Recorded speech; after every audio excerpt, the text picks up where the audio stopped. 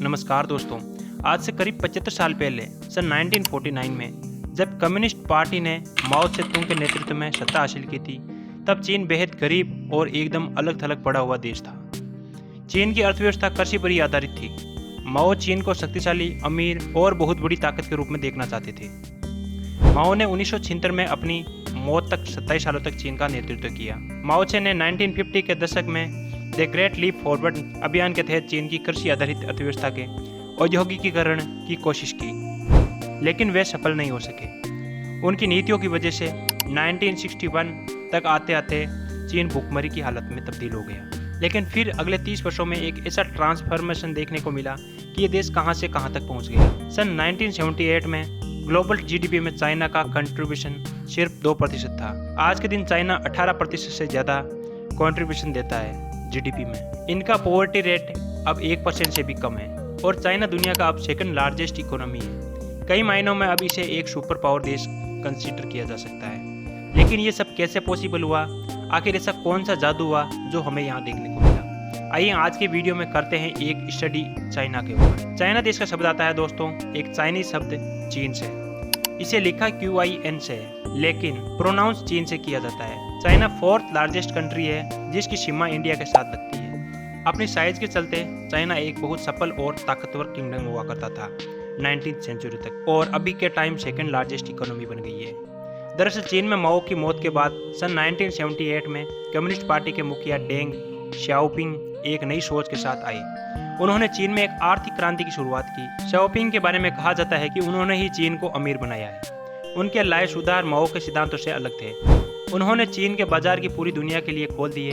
उनका मानना था कि गरीबी के आधार पर समाजवादी व्यवस्था नहीं बनाई जा सकती। डेंग शाओपिंग ने पूरी दुनिया से बंद पड़े कूटनीतिक रिश्ते फिर से बनाने शुरू किए। 1979 में अमेरिका और चीन के राजनीतिक संबंध फिर से स्थापित हुए। अमेरिकी कंपनियों ने चीन में बड़े बाजार की संभावना को देखते हुए निवेश किया। कंपनियों ने चीन में सस्ते श्रम और कम किराए का जमकर फायदा उठाया। शाओपिंग ने कृषि के क्षेत्र में भी बड़ा सुधार किया। उन्होंने किसानों को खुद के प्लॉट्स पर खेती करने का अधिकार दिया गया। ऐसा होने से किसानों के जीवन स्तर में सुधार आया और भोजन की कमी दूर हुई। चीन ने 1980 और 1990 के दशक में मैन्युफैक्चरिंग के सेक्टर में खूब निवेश किया। शुरुआत में चीन में सिर्फ बल्ब, खिलौने, बैटरी जैसे लो एंड प्रोडक्ट्स का ही निर्माण होता था, लेकिन धीरे धीरे चीन हर छोटी से बड़ी चीज का निर्माण का केंद्र बन गया। यही वजह है कि चीन को दुनिया की फैक्ट्री भी कहा जाने लगा।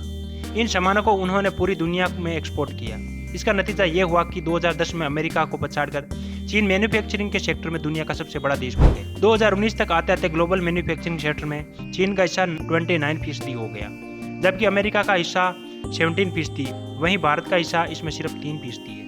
मैन्युफैक्चरिंग सेक्टर की वजह से चीन में करोड़ों लोगों को रोजगार मिला। चीन की बड़ी आबादी को काम पर लगाने में यह सेक्टर काफी अहम साबित हुआ। कृषि और मैन्युफैक्चरिंग में सुधार की वजह से चीन के लोगों की कमाई भी बढ़ी। चीन के सुपर पावर बनने की सबसे बड़ी वजह उसका एक्सपोर्ट पर जबरदस्त फोकस है। 1980 के दशक में चीन में 5.7% की औसत से निर्यात में बढ़ोतरी हुई। 1990 के दशक में निर्यात की विकास की दर 12.4% रही। वहीं साल 2000 से 2003 के बीच में यह दर 20.3% तक पहुंच गई। एक्सपोर्ट्स के क्षेत्र में इतनी तेजी से दुनिया में कहीं भी विकास नहीं हुआ। सन 2001 से 2006 के बीच में तेजी से बढ़ती विदेशी मांग से चीन में लगभग 7 करोड़ नौकरियां पैदा हो गई। ये नौकरियां मूल रूप से सिर्फ प्राथमिक शिक्षा पाए हुए मजदूरों को मिली।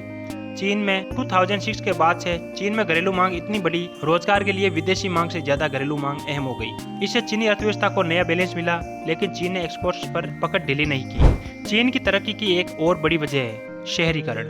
उन्होंने पिछले 40 वर्षों में इंफ्रास्ट्रक्चर, रेल, रोड, हाउसिंग को तेजी से मॉडर्न बनाया।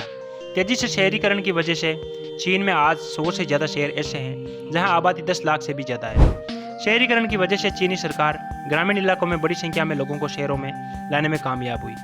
ऐसा करने से रोजगार के साथ साथ कमाई बढ़ने से लोगों के जीवन स्तर में भी बढ़ोतरी हुई। 2021 की डेमोग्राफी रिसर्च ग्रुप की स्टडी के मुताबिक इस वक्त चीन में ऐसे 108 शहर हैं जिनकी अनुमानित आबादी 1 मिलियन यानी 10 लाख से ऊपर है। ये दुनिया में सबसे ज्यादा है। चीन में राष्ट्रपति शी जिनपिंग ने जब 2012 में गद्दी संभाली थी, तब उन्होंने देश से गरीबी खत्म करने का संकल्प लिया था। उस वक्त चीन में 10 करोड़ लोग गरीबी रेखा से नीचे थे, जो ज्यादातर ग्रामीण इलाकों में रहते थे। जिनपिंग ने गरीबी से निकालने के लिए 2.5 करोड़ लोगों के जर्जर मकान रहने लायक बनाए और 1 करोड़ लोगों को अलग जगह बसाया और घर दिए। उनका कहना है कि लोगों को गरीबी से बाहर निकाले बिना देश प्रगति नहीं कर सकता। फिलहाल चीन की अनुमानित आबादी 143 करोड़ है, जबकि भारत की अनुमानित आबादी इस वक्त 139 करोड़ है। 1981 में चीन में 88% लोग गरीबी रेखा के नीचे रहते थे, लेकिन चीनी सरकार के दावे के मुताबिक अब चीन में एक भी शख्स गरीबी रेखा से नीचे नहीं है। फिलहाल अमेरिका इस वक्त दुनिया की सबसे बड़ी अर्थव्यवस्था है। तो ये था चीन का सुपर पावर बनने का सफर। अगर वीडियो आपको पसंद आया हो तो वीडियो को लाइक कर देना और चैनल को सब्सक्राइब करके रख लेना। आपको और भी ऐसे वीडियो देखने को मिलेंगे।